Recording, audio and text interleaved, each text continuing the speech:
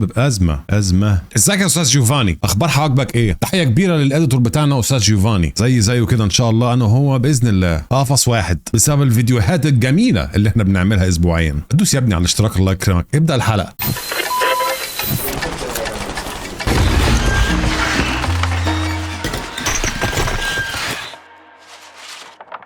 تحية كبيرة للهضبة الستيناتي البارع اللي عامل أزمة وتوتر ونوبات صرع للشباب في الشوارع اليومين دول بسبب الأستاذ الستيناتي اللي بيتنطط على المسارح. الشباب ماشية في الشارع تاكل في طباشير وتلحس في شبابيك. تعالوا نكمل موضوع الهضبة عمرو دياب زي ما اتكلمنا في الحلقة الأولى. لو عايز تشوفها ارجع شوف الحلقة الأول وبعد كده خش معاه في الموضوع. والهضبة محير العلماء لحد النهاردة وعامل أزمة ثقة بالنفس لكل الشباب في الشوارع، لأن واضح إن سيرة الهضبة أكبر من إن هي تتشرح في حلقة واحدة. بص يا تيفا، أنا عندي سؤال محيرني ونفسي حد يجاوبني عليه. هو عمرو دياب بيكبر إمتى بالظبط؟ وإزاي واحد عنده خبرة أكتر من 40 سنة في المجال ده ولسه كل صيف بينزل أغنية تخليك عايز تشتري قميص أبيض وتفتح صدرك للحياة وتروح تطلق مراتك وتقطع تذكره للساحل، رغم طبعا انه اكتر سفريه ليه كانت هي مشوار المرور؟ العبقريه في الراجل ده انه من جيل ابوك وانت كمان سمعته، والجيل اللي لسه دلوقتي بيرضع وبيقول كاكا ودادا غالبا هيكبر ويلاقي لسه عمرو دياب الهضبه برضه بيعمل البومات في الصيف. انا شخصيا بدات اشك ان الراجل ده مش انسان عادي، غالبا عامل اشتراك بريميوم وبقى مفتوحه مع الزمن. اربطوا الاحزمه عشان هنشوف ايه الحكايه في رحله البحث. الملف المعروف اعلاميا الهضبه الانسان الذي رفض ان يكبر. شوف عاطف، اذا كنت فاكر انه الهضبه سره في الاغاني اللي بيعملها وبس، اسمح لي اقول لك ان الراجل كان بيعمل سبوبه من الروقان واحنا لسه بنتفرج على اعلانات الشامبو والسمنه في وسط المسلسلات. وهو مش مجرد مطرب بيطلع في الاعلان ياخد قرشين ويمشي، دي تريد مارك انت بتشتريها من الراجل عشان توثق المنتج بتاعك في الاعلان، تاخد امضاء عمرو دياب وده ثمنه مش رخيص. فتقدر تقول احنا قدام وزاره اعلانات متنقله. الراجل ده خلى الصيف نفسه محتاج سبونسر. وعشان نفهم حجم الحكايه لازم نرجع لعلاقه الحب التاريخيه بين عمرو وبيبسي. حكايه عمرو وبيبسي بدات في اواخر الثمانينات وبدات تكبر سنه ورا سنه لحد ما بقى الصيف عند كل الناس في مصر ومعظم الوطن العربي عباره عن عمرو دياب واغنيه جديده والبوم جديد، بحر بقى ومشروب ساقع في ايدك وتيشيرت وياه. الهضبة ما كانش مجرد وش إعلاني حتى للصيف وبس، لا الراجل ده بقى جزء من ذاكرة تسمع فيها الأغاني لدرجة إنك أول ما تسمع صوت عمرو دياب مخك تلقائيا يفتح ملف الصيف ولياليه الحلوة والجو الظريف. ولكن اللي محدش كان متوقعه بقى إن حتى عمراوي ساعات بياخد خبطة.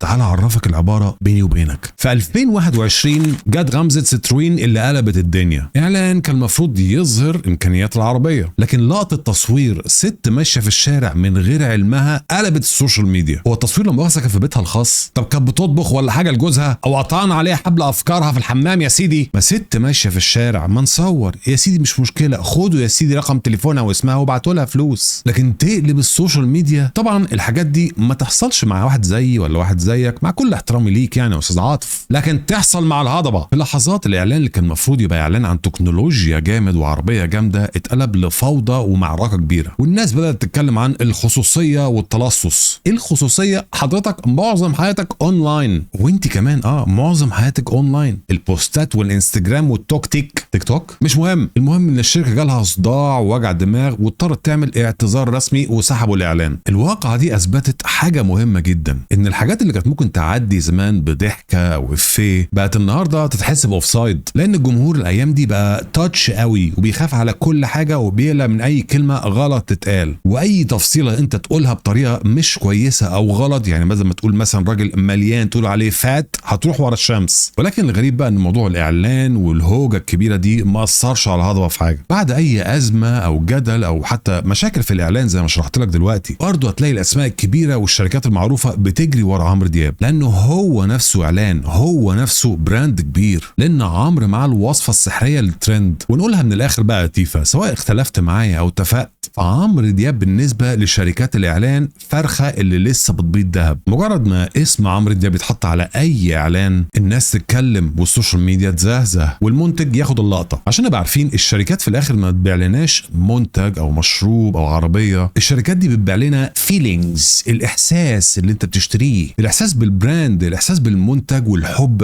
والحاجات الملزقه. الزبدة في الموضوع يا أستاذ عاطف إن الهضبة بقاله سنين شغال في التجارة دي باحترافية شديدة جدا، إنه إزاي تخليك تتعلق بالبراند، والبراند هنا عمرو دياب، عمرو 34. لو ما تعرفش إيه موضوع عمرو 34 ارجع للجزء الأول اتفرج عليه وبعد كده تعالى كلمني. وزي اي براند ناجح الموضوع عمره ما واقف عند شخص واحد بعينه، لان الهضبه ما بيبيعش احساس واغاني وخلاص، ده كمان بيبني ميراث كامل يفضل شغال حتى بعد ما الانوار تطفي، بعد عمر طويل. يعني الراجل ستيناتي وبتنطط على المسرح، انا اربعيناتي ولو نمت غلط ظهري بيمضي استقاله. عشان كده هكلمك عن محطه توريث العرش اللي ممكن اقول عليها امبراطوريه دياب، العيله اللي ما بتكبرش والسبوبه طبعا اللي ما بتخلصش. احنا هنا مش مجرد قدام اب فرحان بولاده، احنا قدام مؤسسة استثمارية قررت ان هي تظبط عدادات الزمن كلها وتضمن انه المكنة تفضل تطلع قماش. ركز معايا يا تيخة، احنا هنا مش قدام اب بيشجع ولاده ان هم يدخلوا الوسط، ولا حتى عن توريث فني وخلاص، احنا بنتكلم عن ادارة براند بكل معنى الكلمة. اقول لك التقيلة بقى، في دولة الهضبة مفيش خطوة بتتعمل من غير تركيز، مفيش خطوة بتتعمل بالصدفة، مفيش اسم بيتحرك من غير ما يكون ليه دور. لما عمرو دياب بدأ يزق اولاده الاربعة في الوسط، نور وعبد الله وكنزي وجيني، ايه الاسماء المشفره دي، ويشجعهم قدام الكاميرا وفي المزيكا وعلى السوشيال ميديا، الناس حست انه في خطه اكبر من مجرد ظهور عائلي على السوشيال ميديا. السوشيال ميديا طبعا وقفت على رجل وقالت يا ده احنا داخلين على فتره توريث كبيره، ومش اي توريث، ده توريث فني وبراند كامل مدى الحياه. هل بقى ده توريث شرعي للموهبه ولا استثمار في اسم الاب وتاريخه والبراند بتاعه؟ اي والله دياب عمل جيش مراجعين من دمه ولحمه. فمثلا جانا دياب اللي بدات تتجهز للغناء وتعمل كليبات بقت هي الواجهه الموسيقيه الجديده للعيله، والجمهور فضل يسال هي دي موهبه حقيقيه وجديده ولا هي مجرد حقنه روقان، وان دي حاجه بياخدوها بس من اسم ابوهم الكبير لمجرد ان هم يركبوا الترند. السؤال بالعربي كده، هل في صوت حقيقي عاطف ولا ده مجرد وهم كبير على الترند؟ ده عبد الله كمان بدا يظهر مع ابوه في الحفلات، لدرجه انه الناس على السوشيال ميديا راحت لافتراضات غريبه جدا، وقال لك انه وجود عبد الله حوالين ابوه كانت سبب في خلاف علاقه عمرو بدينا الشربيني عشان يفضل هو الوريث الوحيد لبرستيج عمرو دياب في دبي. ركز معايا يا تيف عشان احنا هنا قدام شغل فخم في الاداره. عمرو دياب بيقدم ولاده كجيش من المراجعين الصغيرين، العيال دي اتعلمت في بريطانيا وشربت الثقافه الغربيه، فالهضبه يستخدم ذوقهم الفرنجي عشان يراجعوا وراه التاتش الجديد، ويضمن ان البوماته اللي بتنزل في كل اول صيف ماشيه مع الترند الجديد الغربي في امريكا واوروبا، ويفضل برضو الستيناتي لسه متابع الترند وعلى الفايب المزيكا العالي الاجنبي. وعلى بلاطه كده الموضوع متقفل برقم 34 من اول التاتو اللي على ظهره لخط الازياء للبرفان. الرقم ده اللي هو سنه ميلاد والديه بقى هو الشفره اللي العيله كلها بتتحرك بيها. يعني ولاده مش مطربين، لا دول شركاء معاه في البراند. كنزي مثلا بتنزل صور الاب عشان تغيظ اللي حواليها، ونور بتدعم دينا الشربيني في لندن، والكل شغال في منجم من ذهب الديابي. وزي ما عادل امام بيقول فيلم السفاره في العماره، يا واد يا ابني طلعت زي ابوك. الهضبه نجح انه يحول ولاده للقاح يضمن بيه خلود البراند والماركه بتاعته. فتفتكر انه العيال دي فعلا معديين الناس بالموهبه بتاعتهم، ولا هم فعلا مجرد جيش معدين صغيرين يضمنوا ان الذاكره عند الجمهور ما تطيرش بالف سلامه؟ طب السؤال بقى يا استاذ تيفا، في رايكم انتوا مين فيهم اللي هيشيل الليله؟ جانا المطربه ولا عبد الله البريمو؟ بس استنوا يمكن كل الاسئله دي اصلا مبنيه على افتراض غلط. يمكن الوريث اللي الناس كلها بتدور عليه مش ظاهر بوشه اصلا. وعشان كده يا استاذ ستيف اقدر اقول لك ان احنا كده وصلنا لاغرب محطه في حياه الهضبه. الملف ان السوشيال ميديا بتحاول سنين تفك شفرته، وكل يوم السوشيال ميديا تطلع بنظريه جديده على نفس الملف ده. المره دي بقى الحكايه مختلفه تماما. المفاجاه ان الملف ده ملوش علاقه باولاد الهضبه بطريقه مباشره، والملف ده بيثير جدل ناس كتير بسبب انه الشخصيه اللي بنتكلم عنها ما حدش عارف هي مين اصلا. وانا هنا بتكلم عنها لغز تو ليت،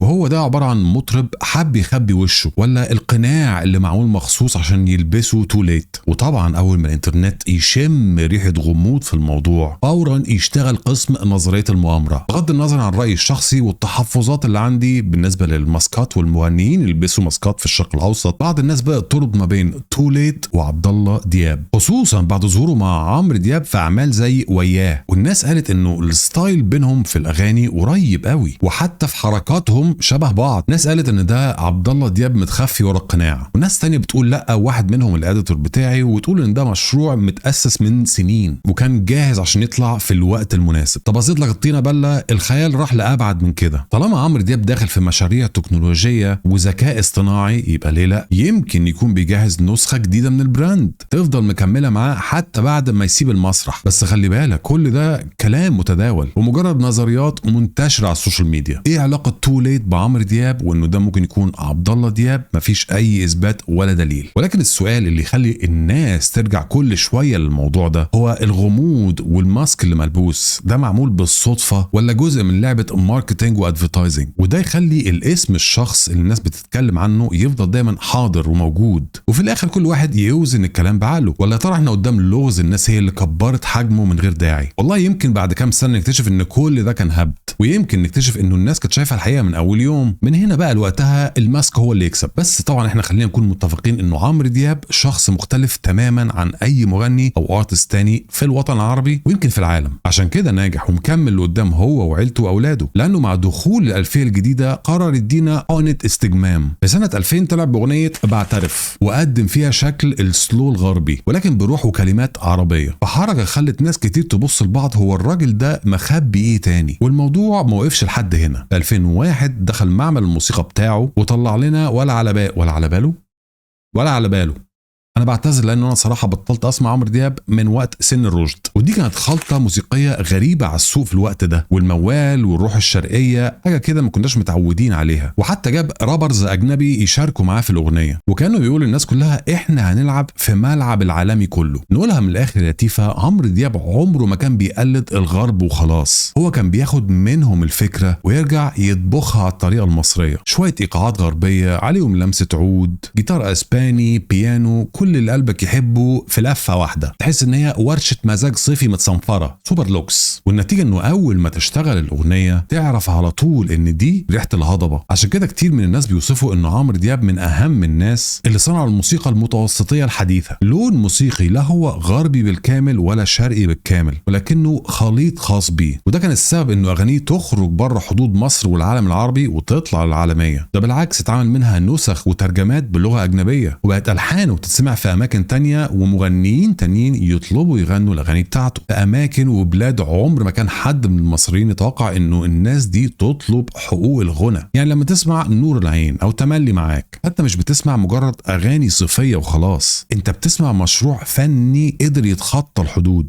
ويخلي ملايين الناس من ثقافات مختلفه يرقصوا وينبسطوا على نفس اللحن حتى لو مش فاهمين اي كلمه من اللي بيتقال. المهم الاحساس، ذا فيلينجز. بس لو فاكر ان الهضبه اكتفى بس بالغنى، يبقى لازم نفتح ألبوم الذكريات، لأن عمرو دياب كان ليه رحلة سينمائية قصيرة بس سابت بصمة كبيرة شوية على الشباب في مصر. من عدد الأفلام اللي قدمها من الحكاية 1988 لما طلع في فيلم السجينتان كضيف شرف، وبعدها دخل بشكل أقوى في فيلم العفاريت في 1990 مع مديحة كامل، والفيلم ده كان واحد من علامات جيل كامل بسبب الأغاني اللي فضلت عايشة في ذاكرة الناس من الفيلم ده. ولكن المحطة الأهم من غير منازع كانت فيلم آيس كريم في جليم 1992. الفيلم ما كانش مجرد حكاية شاب بيحاول يحقق حلمه، ده كان حالة كاملة بالأغاني، بالموضة، بالشكل العام في اسكندرية وجوها الجميل. وطبعا انت عارف طبعا الجاكيت الجلد وقتها للشباب كلهم كانوا نفسهم يشتروه، وانا وقتها اشتريت واحد من شارع الشواربي وطلع اي كلام. المدهش في الموضوع انه الفيلم ما خدش تقدير محلي بس، ده اتحط في ضمن قائمه مهمه جدا للافلام الغنائيه المصريه، فكانت اكبر من مجرد فيلم شبابي عادي. وده كلام الاديتور وكلام مروه مش كلامي انا ليا رايي الشخصي. لو سمحتوا اسحبوا الفيديو ده، حد يسحبني من هنا مع كل احترامي كل الشخصيات، بس بالنسبه لي انا فيلم آيس كريم في جليم كان فيلم كوميدي. ولكن سيبوكم مني، انا ما بفهمش حاجه، انسوا الموضوع. المهم بعد كده جت اخر محطه سينمائيه للهضبه في فيلم ضحك ولعب وحب ونفخ في 1993 اللي وقف عمرو دياب فيها قدام اسماء كبيره زي عمر الشريف ويسرا. تخيل انت المشهد، مطرب شاب وقتها واقف قدام نجم عالمي زي عمر الشريف، ومع ذلك حضور عمرو دياب وكاريزمته كانوا قادرين يخطفوا الانتباه. ومن هنا بقى تظهر واحده من اهم مميزات عمرو دياب، انه بيعرف امتى يكمل وامتى ينسحب. والمبدا ده انا واخده في حياتي الزوجيه، بعرف امتى انسحب وامتى اجري. استروا عليا الله يكرمكم.